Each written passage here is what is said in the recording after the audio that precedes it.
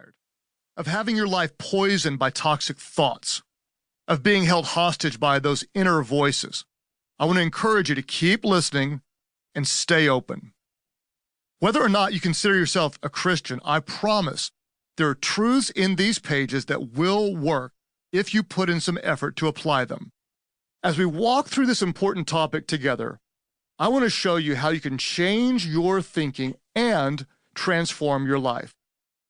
In part 1, we'll examine the battle for your mind and how you're really not alone in your thoughts. In part 2, you'll learn how your brain works and see how to rewire it.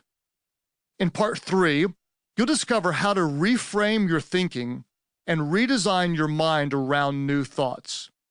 And in part 4, you'll become equipped to identify your mental triggers and to overcome them through prayer and praise.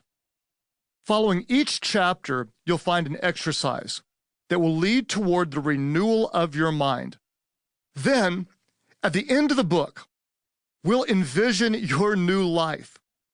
You'll see how you can live free of anxiety and negativity, while also experiencing the joy and the peace that come from knowing God and living in His truth. Now, if you're skeptical, that's okay. Believe me, I get it.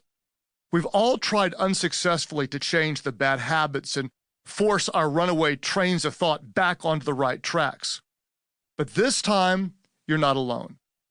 You're about to discover that God will team up with you to transform your thinking.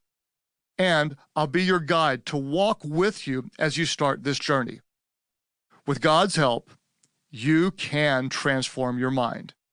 You can stop believing the lies that hold you back. You can end the vicious cycle of thoughts that are destructive to yourself and to others. You can allow God to renew your mind by saturating you with His unchanging truth. You can let His thoughts become your thoughts. With that opportunity, let's circle back to our opening statement. Our lives are always moving in the direction of our strongest thoughts. What we think will shape who we become.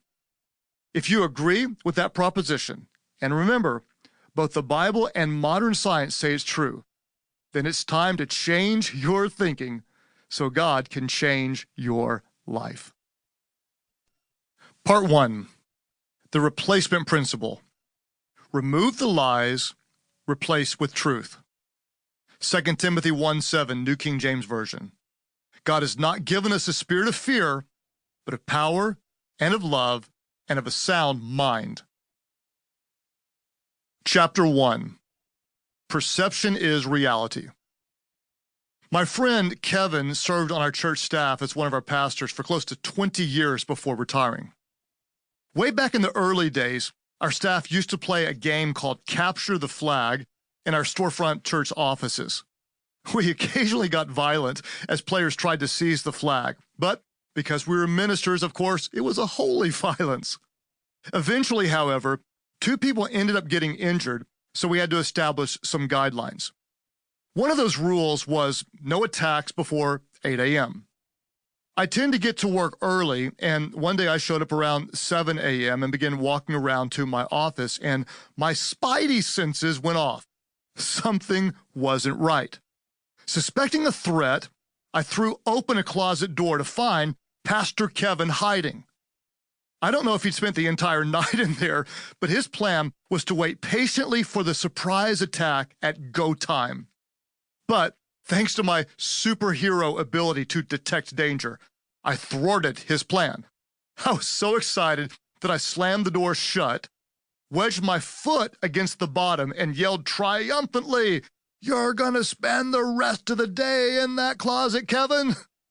I grabbed a chair to secure my prisoner. Chuckling maniacally, I said, "I'm putting the chair under the doorknob." But no matter how hard I tried, I couldn't get the chair to fit. And because I couldn't move my foot from the door, there was nothing I could do to lock Kevin in the closet. Fortunately for me, I realized that he didn't know that. He believed me. So, with all the fake confidence I could muster, I sold it. "There's now a chair under the..."